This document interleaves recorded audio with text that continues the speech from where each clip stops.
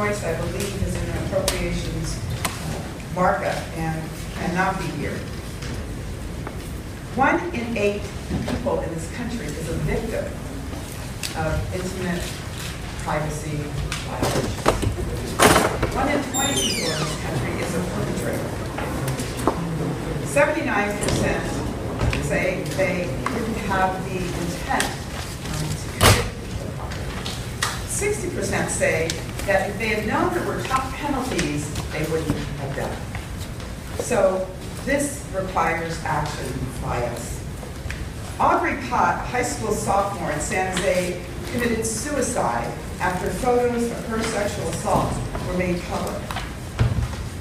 Greta Parsons, a 17-year-old in Nova Scotia, killed herself after photos of her gang rape were posted online. Tyler Clementi, a college freshman, killed himself after his roommate used a hidden camera to stream him having a sexual encounter with another man. Even actress Leslie Jones had intimate photos posted publicly and was subjected to a barrage of racial epithets for simply starring in a remake of a movie about fighting ghosts. Non-consensual pornography and online violence and harassment continues to grow and destroy lives. This is a vile form of sexual abuse, and survivors are often left with no or inadequate legal recourse. Although 35 states have adopted laws on non-consensual pornography, this patchwork of regulatory schemes varies in effectiveness and creates great uncertainty for victims and tech companies alike. These gaps are a classic case of our federal laws not keeping up with technology. That is why I'm reintroducing the Internet Privacy Protection Act and glad to have bipartisan support of my fellow co-chairs of the task force when we do. I'm currently working with a small issue with 6 of the senators who are also going to be part of a bipartisan group introducing the bill on the Senate side. HIPAA will punish individuals and websites who post private intimate material while including strong exceptions to protect speech. More importantly, HIPAA would end impunity for revenge pornographers, level the playing field for ordinary people, and strengthen privacy in the digital age. Today, with smartphones and endless social media platforms, there is no difference between online and offline life. It is just all life. The same technology that gives us numerous ways to improve our lives also gives us numerous ways to destroy them. We must acknowledge this reality and enact policies that offer common sense protections. Fortunately, it's possible to protect both privacy and free speech. In fact, as the Supreme Court has noted, protecting privacy is often vital to the protection of free speech. When people live in fear that their most private information can be disclosed to the world with devastating consequences, they cannot express themselves freely. The First Amendment does not require us to stand idly by as real lives are destroyed by virtual actions.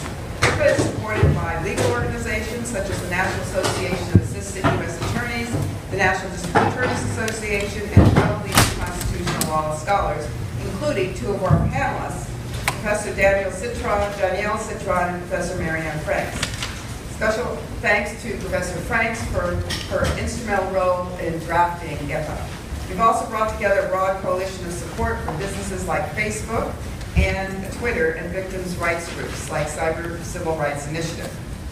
I want to thank you again all for being here, and I'd like to now turn it over to my colleague, Congresswoman Annie Custer. No worries, no worries. Great to be with you. Thank you, Jackie, for kicking us off. And we do have to apologize in advance that we'll be called to votes, but we will make our way back, and we're very excited to have so many people here from so many offices represented. Thank you to our panelists for being with us. Delaney, thank you for coming back. We appreciate it.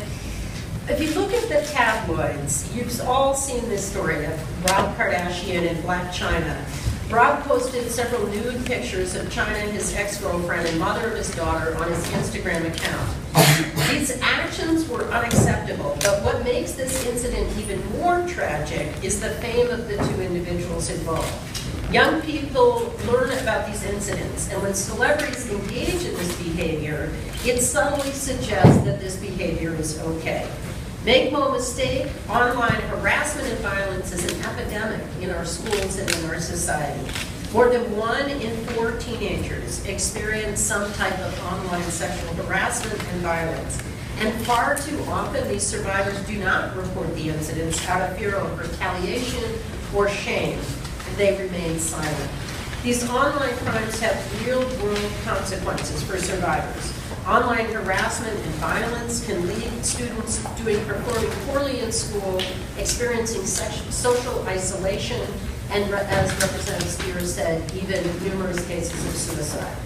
I'm proud to welcome Delaney Henderson, a forceful advocate for survivors of sexual violence and online harassment, to this briefing. Delaney's work is making a difference for survivors, and I thank her for being with us. I'm also proud to welcome Brian O'Connor from Futures Without Violence. Futures' educational program called That's Not Cool is an important tool for combating teenage online harassment. Congress must do more to address online violence and harassment. I'm grateful for the work of Representative Spear and Representative Catherine Clark, and I look forward to learning more from the panelists and working with them and our colleagues on both sides of the aisle. Delighted to introduce Representative Patrick Meehan from Pennsylvania. We will be working with the panelists and our task force to take action. And thanks for being with us.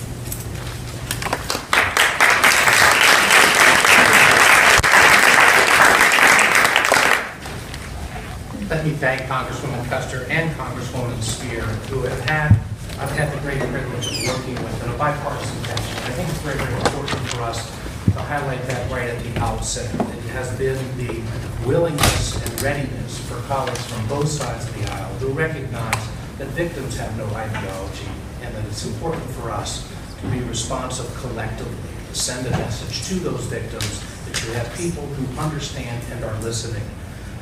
In this era of technological innovation, we have traditional violations which have taken a new form with the anonymity of the internet and the ability for these kinds of things to be expressed in whole new ways. And it creates the wherewithal, not just for the original victimization to have been captured, but for the re-victimization. And we have not kept pace here in the federal government with the kinds of laws that will allow law enforcement and the support agencies to work with victims to assure that there's justice. And so you have seen efforts by my colleagues that are going to touch a broad swath of areas in which we are working to try to bring the laws forward in a way that will allow us to be responsive, particularly in this world of anonymity.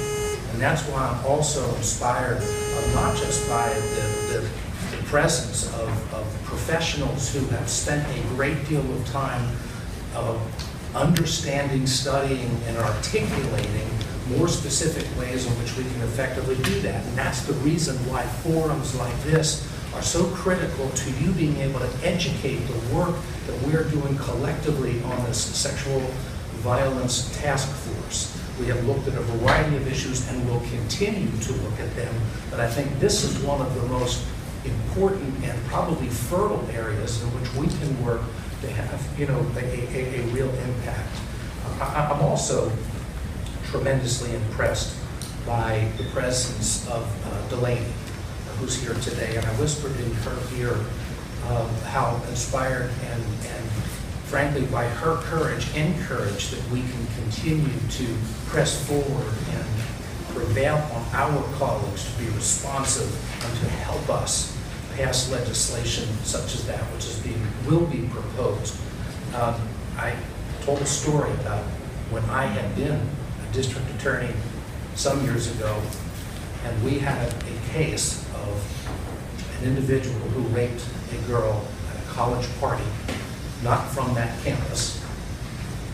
And in the subsequent investigation, we had discovered that he had also raped a woman at another college that they both attended. Reaching out to that victim and hearing her story, about how first the school was unresponsive, but because of that, how she was completely re-victimized by the taunts and intimidation of this guy, and how she was the one who ultimately had her life torn apart and had to leave the campus as he continued on. A few years later, she came and was actually able to testify, and we got her testimony in as part of a pattern of activity by this perpetrator, and he's now in jail.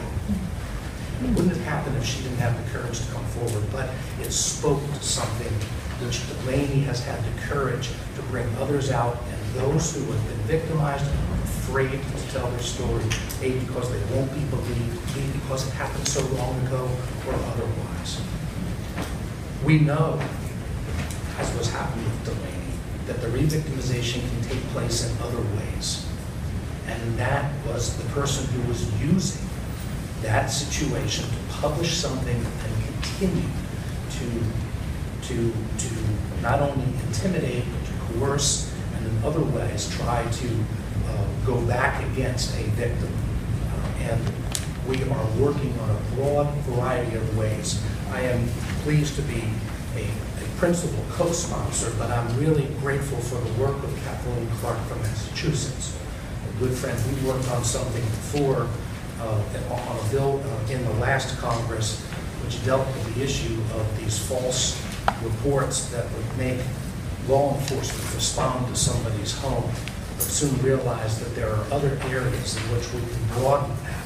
So with respect to ending sexual violence and then utilizing that is called swatting, but obviously the issue is sextortion, in which people are intimidated to continue to either send images or otherwise to carry out acts because somebody's holding a particular image against them with the threat, I'm going to publish this if you don't do more, something called doxing. And we're seeing many people who are intimidated, in which there's information, private information, that is then published, and others are encouraged to go after that particular person, that person's private identity, or otherwise having been outed by somebody who's trying to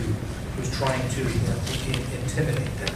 Those are examples of the kinds of things that are allowing perpetrators to carry out and use this anonymity of the internet. We are grateful for the information that will be shared by this remarkably distinguished panel here today. They will help us shape and better this legislation. And because of this record that's being created, we will have a better platform to convince our colleagues that we need to not only pass this legislation, but get it to the desk of the President so it can be signed. And we can help take one more step to ensuring that violence, the victims of sexual violence, their voices are heard. Thank you for what you're doing. Thank you for your courage and your expertise being here today.